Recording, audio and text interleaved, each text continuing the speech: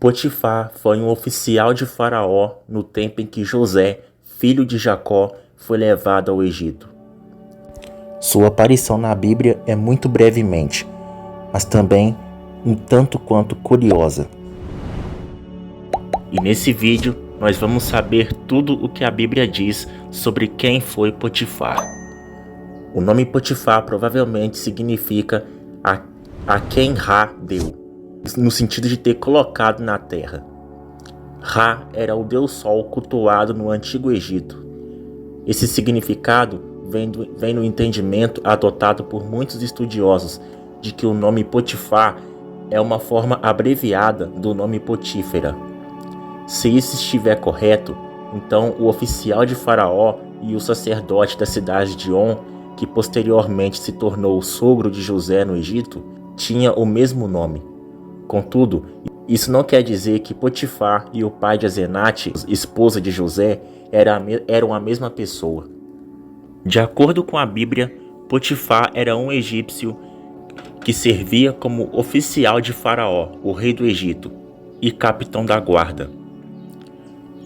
Um ponto interessante na descrição bíblica de Potifar é que a palavra hebraica aplicada é a mesma para eunuco.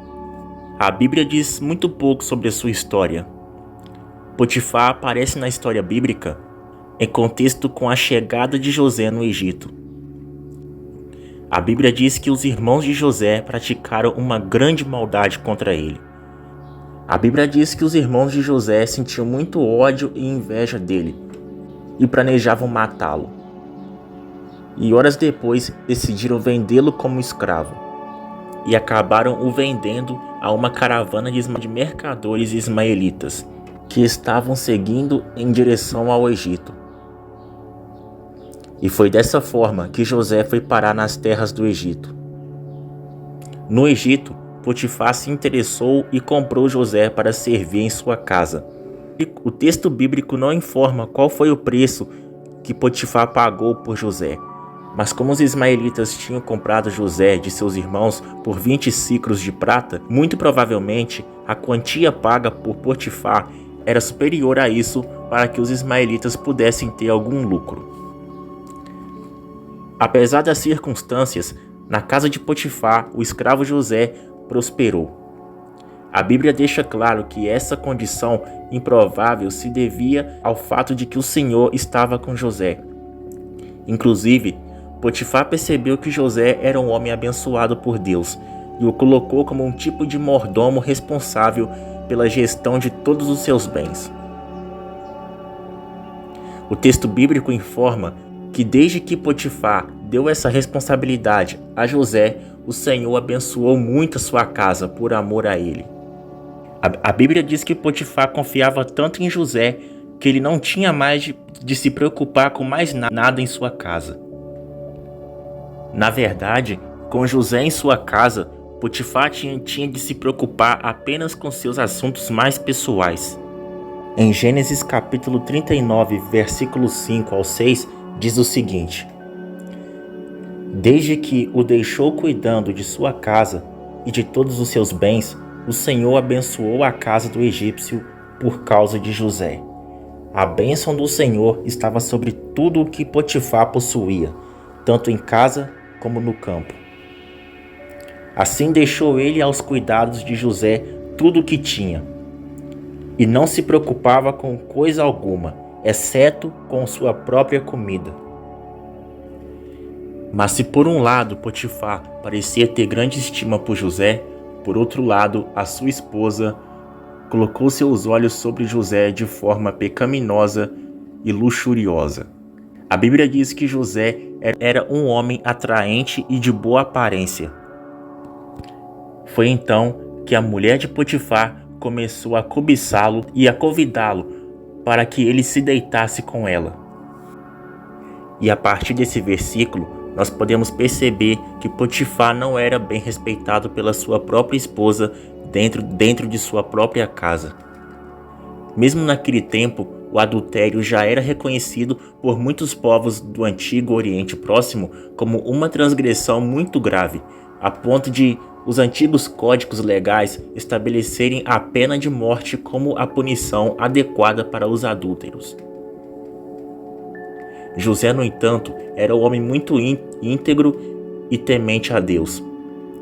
Para José, Potifar havia lhe confiado a administração de sua casa e jamais ele poderia trair a sua confiança tendo qualquer tipo de relação com aquela mulher.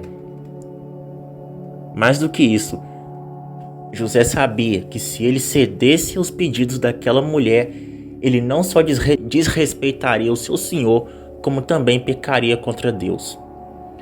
Naquele tempo, os 10 mandamentos dados por Deus a Moisés ainda não tinham sido dados.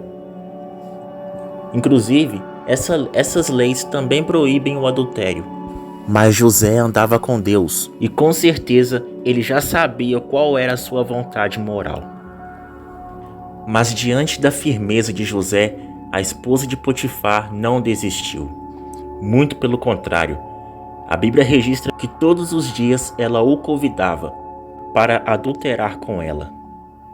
Mas mesmo assim, José se mantinha firme, recusando-se a ter qualquer tipo de relacionamento imoral com ela. Parece que José até mesmo evitava estar perto dela. Em Gênesis capítulo 39, verso 7 ao 10, também diz: E depois de certo tempo, a mulher do seu senhor começou a cobiçá-lo e o convidou: Venha, deite-se comigo. Mas ele se recusou e lhe disse: Meu senhor não se preocupa com coisa alguma de sua casa, e tudo que tem deixou aos meus cuidados. Ninguém desta casa está acima de mim. Ele nada me negou, a não ser a senhora, porque é a mulher dele. Como poderia eu, então, cometer algo tão perverso e pecar contra Deus? Assim, embora ela insistisse com José dia após dia, ele se recusava a se deitar com ela e evitava ficar perto dela. Mas o problema é que num certo dia, José precisou estar na casa de Potifar a fim de resolver alguns negócios. E nesse mesmo dia, a casa estava completamente vazia. Foi então que a mulher de Potifar se aproveitou da situação, agarrou José pela roupa, muito provavelmente com a tentativa de forçá-lo a ter relações com ela. E naquele momento muito indecisivo, José então conseguiu fugir daquela mulher, deixando suas roupas nas mãos dela. Foi aí que a esposa de Potifar chamou os homens de sua casa aos gritos e acusou falsamente José de tentar violentá-la. E na sua falsa acusação, parecia também que ela estava culpando não somente José, mas também o seu marido Potifar, pois foi ele que trouxe José para sua casa. E mais tarde, quando Potifar voltou à sua casa, aquela mulher mentirosa sustentou a sua versão dos fatos, e José acabou sendo preso. No seu ponto de vista, Potifar teria ficado indignado e ao mesmo tempo furioso. Indignado por ele ter confiado em José e o ter colocado em uma posição muito alta em sua casa, e furioso por ele ter supostamente violentado a sua esposa. Mas o que chama atenção nisso tudo é que muitos estudiosos acreditam que talvez Potifar não acreditou totalmente na acusação feita pela sua esposa. Um escravo que tentasse violentar a esposa de seu senhor provavelmente era morto. Talvez Potifar tinha de alguma forma desconfiado do testemunho de sua mulher, que até mesmo sabia que José era inocente. Mas para que a sua imagem e a sua reputação não fosse manchada, ele não viu outra alternativa a não ser punir o escravo hebreu. E por isso ele não mandou matar José, mas apenas o mandou para a prisão. Seja como for, de um jeito ou de outro, José acabaria sendo preso. A verdade é que José foi mandado para o cárcere que recebia os presos da corte do faraó, o rei do Egito. E é claro que, em tudo isso, o propósito de Deus estava sendo cumprido. e todo aquele mal logo seria tornado em bem. No entanto, mesmo na prisão, a Bíblia diz que o Senhor ainda estava com José e o tratou com bondade. E foi nesse período que ele conquistou a simpatia do carcereiro. A verdade é que a prisão foi muito importante para José, porque na prisão ele teve contato com pessoas próximas de Faraó, onde tempos mais tarde ele se tornaria o governador do Egito. E depois desses acontecimentos, nada mais é dito na Bíblia a respeito da história de Potifar, de forma que não sabemos quanto tempo ele viveu ou como ele morreu. Algumas pessoas acreditam que talvez o chefe dos carcereiros que confiou José na sua prisão fosse o próprio Potifar. Outros sugerem que Potifar não era necessariamente o carcereiro mor, mas sim o chefe da guarda que posteriormente entregou o padeiro e o copeiro de Faraó aos cuidados de José. Como o texto bíblico diz que o cárcere ficava na casa do capitão da guarda, a suposição de que Potifar era o capitão da guarda responsável pelo cárcere. Então José ficou aprisionado nas dependências da casa de Potifar. De qualquer forma, o texto bíblico não é claro nesse sentido, e nada mais sobre isso pode ser afirmado com certeza. E se você chegou até aqui nesse vídeo e ainda não se inscreveu em nosso canal, se inscreva-se agora, ative todas as notificações para não perder nenhum vídeo e o compartilhe com mais pessoas. Fiquem com Deus e até o próximo vídeo.